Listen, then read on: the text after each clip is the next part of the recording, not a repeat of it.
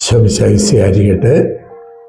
നമ്മൾ ഇന്ന് ദൈവമനുഷ്യൻ്റെ സ്നേഹിത എന്ന പരമ്പരയുടെ 64-ാമത്തെ ഭാഗത്തേക്ക് പ്രവേശിക്കുകയാണ്.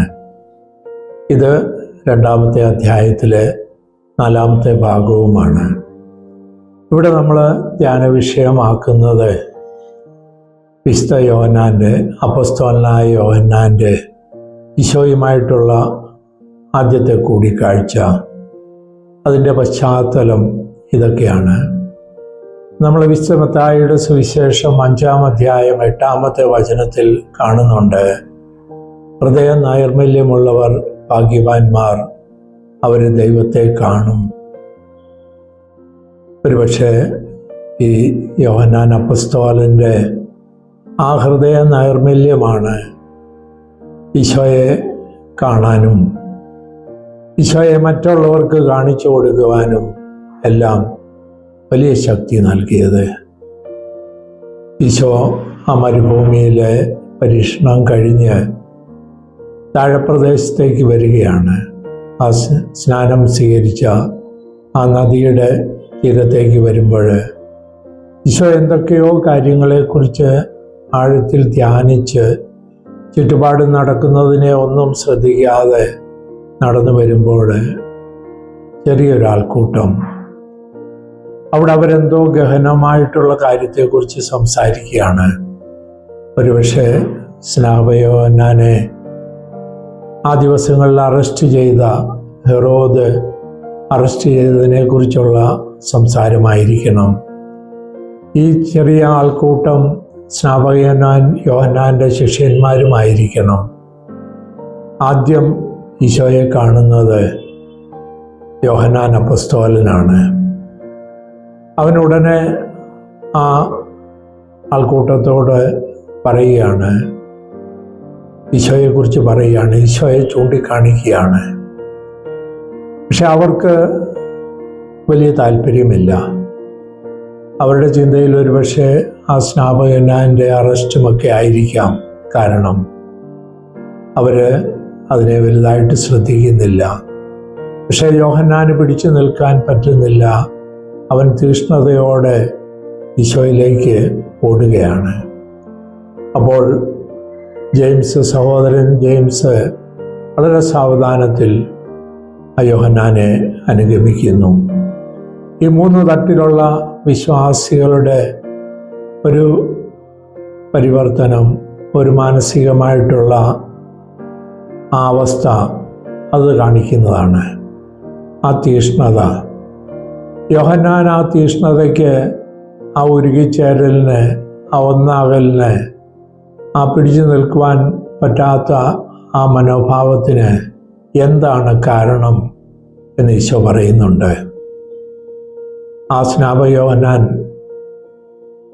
എൻ്റെ ശിഷ്യനായ അപ്പോസ്തലൻ യോഹന്നാൻ ഈശോയെ അനുഗമിക്കുമ്പോൾ ആദ്യം പറയുന്നത് ലോകത്തിൻ്റെ പാപങ്ങൾ എടുത്തു കളയുന്ന ദൈവത്തിൻ്റെ കുഞ്ഞാട് എന്നാണ്.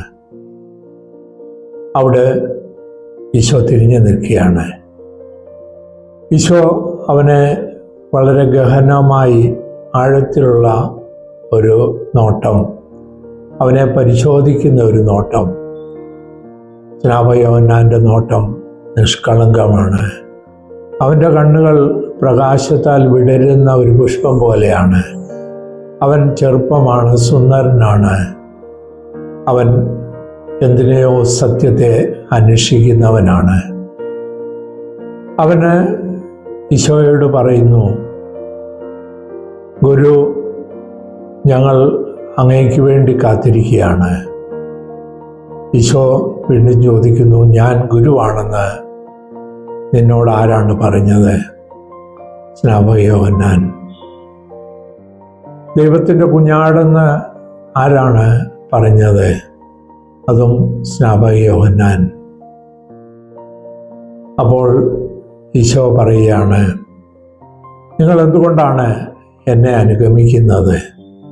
അവർ പറയുന്നു, സ്നാപകയോഹന്നാൻ സാക്ഷ്യം നൽകി, ആ പരിശുദ്ധാത്മാവ് എഴുന്നള്ളി വന്ന ആ അവസരം. അവനാണ് മിശിഹ. അവൻ്റെ വചനം അത് നിത്യതയിലേക്ക് നയിക്കുന്ന വചനമാണ്.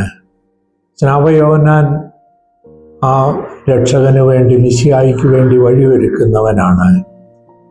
ആ ഒരു കാഴ്ചപ്പാടിൽ ഞങ്ങളെ നയിക്കുവാൻ ആരുമില്ല. ഞങ്ങൾക്ക് സമാധാനം വേണം. ഇതൊക്കെയാണ് യോഹന്നാൻ പറയുന്നത്. ഈശോ അവരോട് പറയുന്നുണ്ട്, എന്നെ അനുഗമിക്കുന്നവർ എല്ലാം ഉപേക്ഷിക്കണം, എല്ലാം ത്യജിക്കണം. സ്വന്തം വീട്, നാട്, കുടുംബം, മാതാപിതാക്കൾ, സ്വന്തം താല്പര്യങ്ങൾ പോലും, സ്വന്തം ജീവനെ പോലും ഉപേക്ഷിക്കേണ്ടി വരും. അപ്പോൾ യോഹന്നാൻ പറയുകയാണ്, ഞങ്ങൾ തയ്യാറാണ്. ഈശോ വീണ്ടും പറയുന്നു, എനിക്ക് പ്രതിഫലമായി ലോകത്തിൻ്റെതായി ഒന്നും തരുവാനുണ്ടാവില്ല. അതും ഞങ്ങൾ തയ്യാറാണ്. കാരണം നിത്യരക്ഷ അങ്ങിൽ നിന്നാണ്. ഈശോ പറയുന്നു, സ്നാപകൻ പറഞ്ഞതിൽ കൂടുതൽ നിങ്ങൾ ത്യജിക്കേണ്ടി വരും. ആരോടും വെറുപ്പ് പാടില്ല, വിദ്വേഷം പാടില്ല. നിങ്ങൾ വീണ്ടും ജനിക്കണം.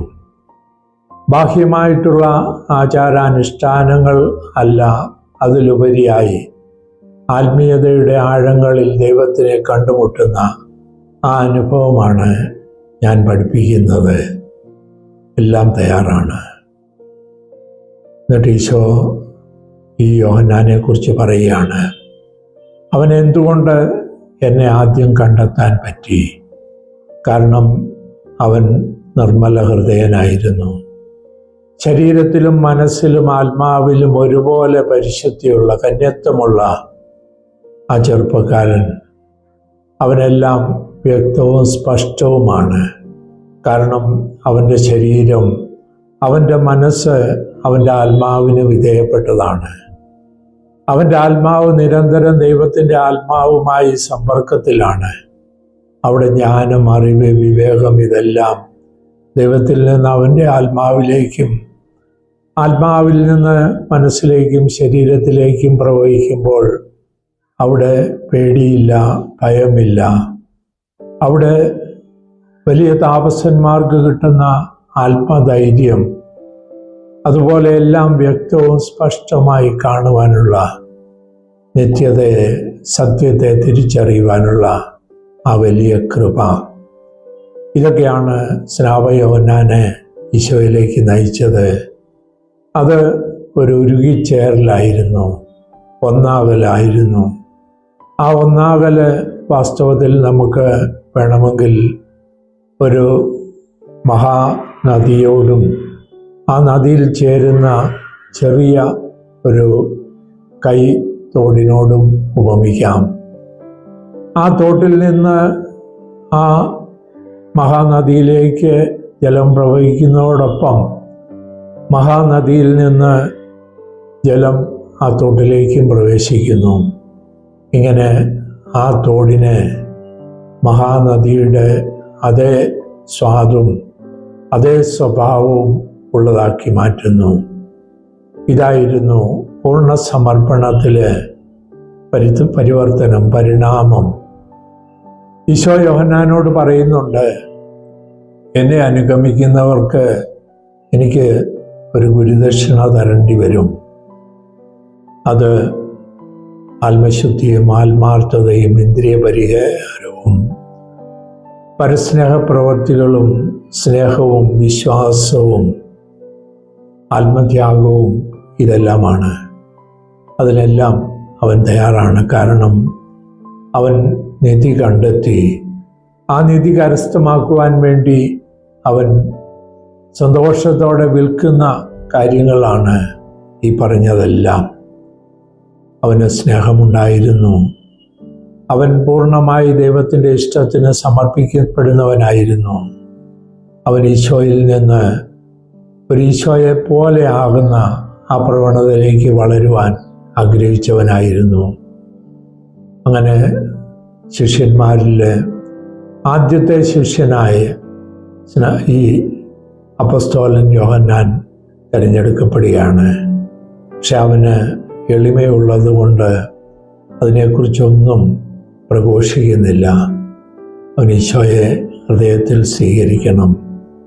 അവൻ്റെ പ്രാർത്ഥനയിലും വ്യത്യാസങ്ങളുണ്ട്. കാരണം അവൻ ബാഹ്യമായിട്ടുള്ള പ്രാർത്ഥനയല്ല, ആത്മാവിൻ്റെ നിറവിൽ ആത്മാവിനെ അനുഭവിച്ച് അതിനെ മറ്റുള്ളവർക്ക് കൊടുക്കുന്ന അനുഭവം.